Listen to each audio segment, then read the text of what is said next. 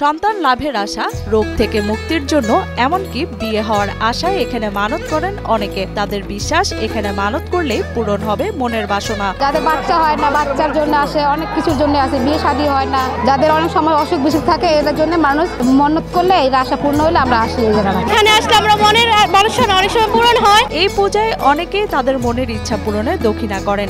এর মাঝে নগদ অর্থ, কবুতর, পাঠা সহ নানা পণ্য নিয়ে আসেন ভক্ত ও পূজারীরা। চড়ক পূজা উপলক্ষে আমাদের মানত আছে।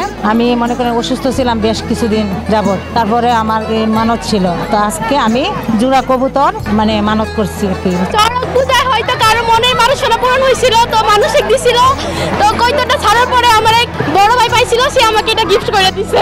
চড়ক গাছের সাথে বাঁশ দিয়ে তৈরি করা বিশেষ চরকার ঝুলন্ত দড়ির সাথে বেঁধে দেওয়া হয় পিঠের বড়শি, আর বান বিদ্ধ সন্ন্যাসীরা ঝুলতে থাকে শূন্যে। চড়ক পূজায় অনেক ভালো লাগছে, অনেক আনন্দ লাগছে।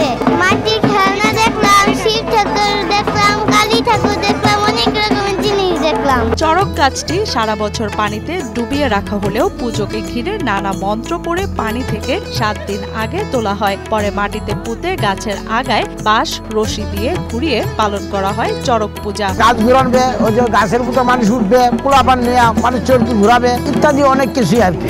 শিকটারে ওই যে জিব্বাটা ছিদ্র করে আর কি এটা ঢুকানো হয়। হ্যাঁ, রক্ত না, এটা না, রক্ত বাইর হয় না, একটা পিঁপড়ার মতো কামড় মারে আর কি, আর রক্ত বাইর হয় না। শত বছর ধরে ঐতিহ্যের অংশ হিসাবে চৈত্রের শেষ দিনে অনুষ্ঠিত হয় এই চড়ক পূজা। ধর্মীয় রীতি অনুযায়ী এই পূজা পালন করে আসছেন স্থানীয়রা। পয়লা বৈশাখ সংক্রান্তির দিনে অনুষ্ঠানটা হয়। এর মধ্যে আর আগে থেকে মনে করেন আমাদের অনেক কাপড় চোপড় কেনা হয়, অনেক মার্কেটিং হয়, তারপরে একটু ভালো মন্দ খাওয়া দাওয়া আছে। এই পূজা দেখতে বিকেল থেকে দূর দূরান্তের হাজারো হিন্দু ধর্মাবলম্বীরা ভিড় করেন নেত্রকোনা শহরের মালনী এলাকায়। পূজাকে ঘিরে এলাকাটি পরিণত হয় সব বয়সী মানুষের মিলন মেলায়। আমরা আজকে আসলাম নেত্রকোনা ঐতিহ্যবাহী চড়ক পূজা দেখতে।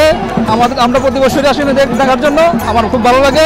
আমরা দেখতে আসি, প্রতি বছরই আসি, এমন অনেকজন লোকজন, অনেক প্রচুর লোক হয় এখানে। হ্যাঁ, আমরা চাই যে প্রতি বছর এই পূজাটা হোক। প্রতি বছরই আমরা আমাকে পূজাতে আসি, চড়ক পূজাতে আসি, সবাই নিয়ে আসি এবং আত্মীয় স্বজন সবাই আসে। পুজোকে ঘিরে 15 দিন আগে থেকে প্রস্তুতি নেওয়া হয়। বিভিন্ন এলাকায় গিয়ে শিব ও কালীমা সেজে টাকা সংগ্রহ করা হয়। পরে তা দিয়ে চলে এই আয়োজন। টাকা সবার কাছে সাহায্য তুলছি, তুলে সন্ন্যাসীকে টাকা দেবো, এবার ডাকবারে দিচ্ছে তাদেরকে টাকা দেবো, তারপরে আমাদের কমিটি আছে, কমিটিকে টাকা দিতে হবে।